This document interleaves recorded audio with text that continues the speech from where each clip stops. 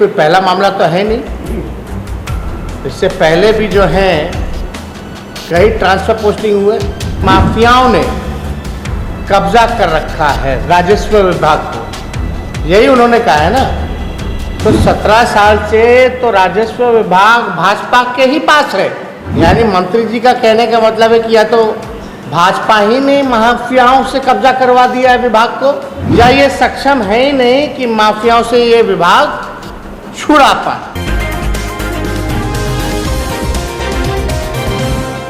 BJP के बीच में घमासान सी हो रही है, क्या कहेंगे?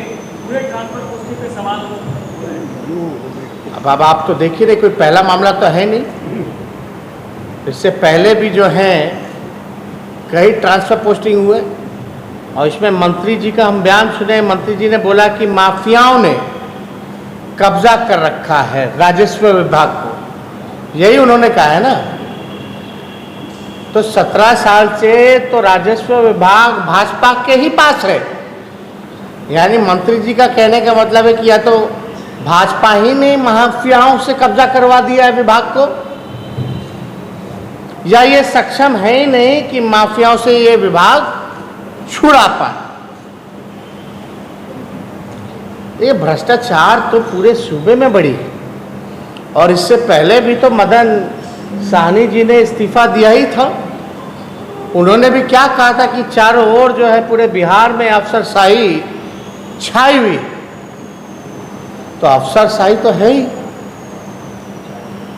और नूरा कुश्ती से तो बिहार का नुकसान हो ही ना रहा है। आपको आपत्ति है, हमने तो पहले भी कहा कि एक दूसरे को आपत्ति होते हुए भी एक दूसरे को गाली गलौज कर भी रहे हैं लोग, तो इससे भारी नुकसान तो बिहार का हो। कहाँ कोई काम हो रहा है बिहार में भाई? कोई रियल चीज़ों पे कोई आप बता दो कौन सा ऐसा स्कीम आ गया? नई सरकार बनने के बाद ऐसा कौन सा योजना आया है जिसकी चर्चा हुई है, या कौन सा योजना सफल किया हो पूर्व का जो चल रहा हो, जिससे हमारे बिहार के प्रदेशवासी लाभ पहुंचा हो? एक योजना बता दें। ये तो लोकतंत्र में इस विषय पे डिबेट करने की आवश्यकता है। कैसे अगर सचमुच समस्या है तो इस समस्या का क्या निदान होना चाहिए। लेकिन सवाल तो ये पैदा होता है कि चाइना इतनी बड़ी आबादी के बाद भी बहुत चीज़ों में भारत से आगे क्यों है? इस पे क्यों नहीं चर्चा की जाती है? कहाँ चाइना, कहाँ भारत? चाइना का दूसरी तरफ हिम्मत भी देखिएगा, भारत में घुस गया और लोग यहां हाथ पे हाथ धरे बैठे, गांव बसा दिया, इंफ्रास्ट्रक्चर बना दिया भारत में। Economy wise, GDP wise, development wise हर एक क्राइटेरिया देखिएगा तो China after being a highest populated country still ही इन सेवरल एजेंडाज में वो भारत से आगे क्यों? तो इस पे तो चर्चा होनी ना चाहिए। तो यानी एक तरह से चाइना ने ये भी हम तो क्या बोले, I am open for it but it's a debatable thing.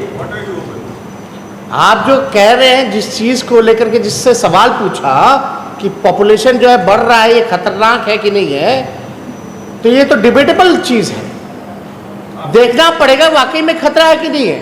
लेकिन खतरा होता तो चाइना और चीज़ों में कैसे भारत से आगे है, या और मुल्कों से भारत तो है ही पीछे, और भी जो मुल्क हैं उनसे भी आगे, वो कैसे? नहीं देखिए, सबसे पहले राष्ट्रपति चुनाव को लेकर के विपक्ष की बैठक हुई और बातें आगे चली। नाम जो भाजपा के और एनडीए के जो प्रत्याशी थे उनका नाम जो है बाद में आया। हमको लगता अगर पहले अगर नाम वाम आता तो शायद चीज़ें हो सकती थी, बदल सकता था। लेकिन हम लोग विपक्ष के लोग हैं और जब विपक्ष ने सामूहिक रूप से कोई निर्णय लिया है तो उसके साथ हम लोग जो है खड़े हैं। आप लोग 15 तारीख को एक साथ बैठेंगे, कोई जगह चैलेंज की गई है हॉल बैठेंगे? मौर्य में और तो सूचना आप लोगों को जो है मिल ही जाएगी। नहीं वो तो आप लोगों को अपडेट मिल ही रहा है। आप लोगों के तो रिपोर्टर हर जगह रहते ही ना। कोई सोच नहीं है। आज बिहार को जरूरत है नई सोच की, नई विजन की, नई दिशा की, जो कि इस डबल नहीं ट्रबल इंजन सरकार में पॉसिबल नहीं है। क्या हो रहा है आप लोग देख रहे हैं। तो सत्ता का मक्खन जो है, मलाई जो है, सबको चाटना है, इसलिए ना चाहते हुए भी नहीं छोड़ रहे हैं एक दूसरे को। अब इससे क्या फायदा क्या नुकसान, आप लोग तो होशियार लोग हैं, आकलन करते ही रहते हैं। तेजस्वी जी द्रौपदी मुर्मू का